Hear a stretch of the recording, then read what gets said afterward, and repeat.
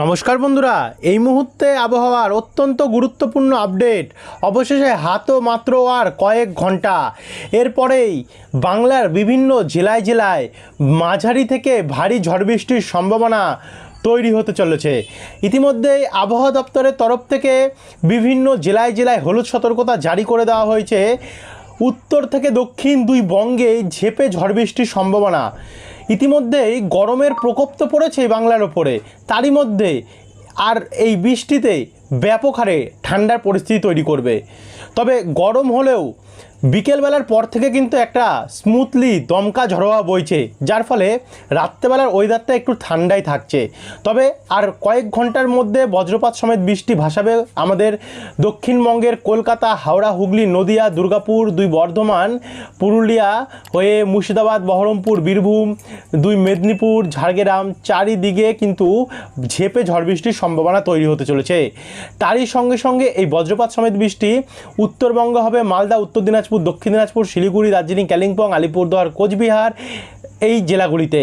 একই সঙ্গে এদিকে পূর্ব দিকের আমাদের রাজ্যগুলি যেমন অসম, ত্রিপুরা, অরুণাচল প্রদেশ, মণিপুর, মিজোরাম, নাগাল্যান্ড এই দিকগুলোতেও প্রচণ্ডভাবে ঝড় বৃষ্টির সম্ভাবনা দেখা যাচ্ছে। এদিকে আবার ওপার বাংলা অর্থাৎ বাংলাদেশেও কিন্তু প্রচণ্ড ঝড় বৃষ্টির সম্ভাবনা তৈরি হয়েছে। তো চলুন আপনাদেরকে দেখাই কোন কোন জেলায় কত মিলিমিটার অবধি বৃষ্টি হবে, কখন থেকে এই বৃষ্টিটা আরম্ভ হবে এবং কতদিন অবধি চলবে। সম্পূর্ণ তথ্য জানতে হলে এই ভিডিওটিকে আপনারা বিনা স্কিপ করে শুরু থেকে শেষ পর্যন্ত দেখতে থাকুন।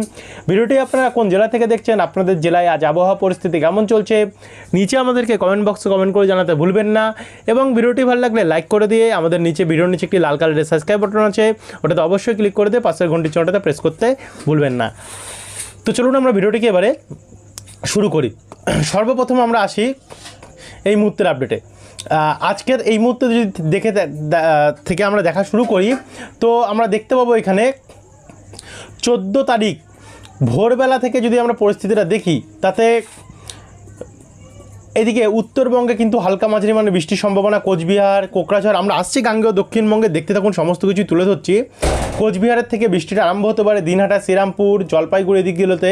তারই সঙ্গে সঙ্গে এদিকে কিন্তু অসমের দিকেও ব্যাপক হারে বজ্রপাত সমেত ঝড় বৃষ্টির সম্ভাবনা আমরা দেখতে পাচ্ছি 14 তারিখ ভোরবেলা নাগাদ।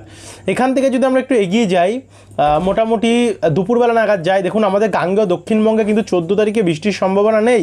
হয়তো একটু হালকা দমকা ঝড় হওয়া বইবে বিকেলবেলার পর থেকে, যার ফলে একটু ঠান্ডা অনুভব হবে। তবে সকালবেলা কড়া গরম পড়বে, এমনটাই 14 তারিখেও থাকবে। কিন্তু এদিকে উত্তরবঙ্গে কিন্তু ব্যাপক হারে বৃষ্টি থাকবে। দার্জিলিং, কালিম্পং, কার্শিয়ং, সোবেকে, গৌরবাতান, ওদলাবাড়ি, ধোত্রি এদিকগুলিতে হালকা মাঝারি বৃষ্টির সম্ভাবনা রয়েছে। তার সঙ্গে রামসাই, নাগারকাটা, বিন্নারহাট, বীরপাড়া, এখানে ধূপগুড়ি, ফালাকাটা, সোনারপুর, আলিপুরদুয়ার, কুমারগ্রাম, বক্সদুয়ার, হাসিমারা, গোমতু এই জায়গাগুলোতেও কিন্তু হালকা মাঝারি বৃষ্টি থাকবে। কিন্তু এখানে আবার কোকরাঝাড়, অভয়পুরী, শ্রীরামপুরের পূর্বভাগ এখানে কিন্তু ভারী বৃষ্টি এবং কোথাও কোথাও অতি ভারী পর্যন্ত বৃষ্টির সম্ভাবনা আমরা দেখতে পাচ্ছি। একই সঙ্গে এই বৃষ্টি দেখুন ওপার বাংলাতেও দেখা যাচ্ছে, ময়মনসিংহ, সিলেট। আমরা আসছি দক্ষিণবঙ্গের আপডেট নিয়ে, দেখতে থাকুন একটু, আপনাদের কাছে আমরা সমস্ত কিছু তুলে ধরবো।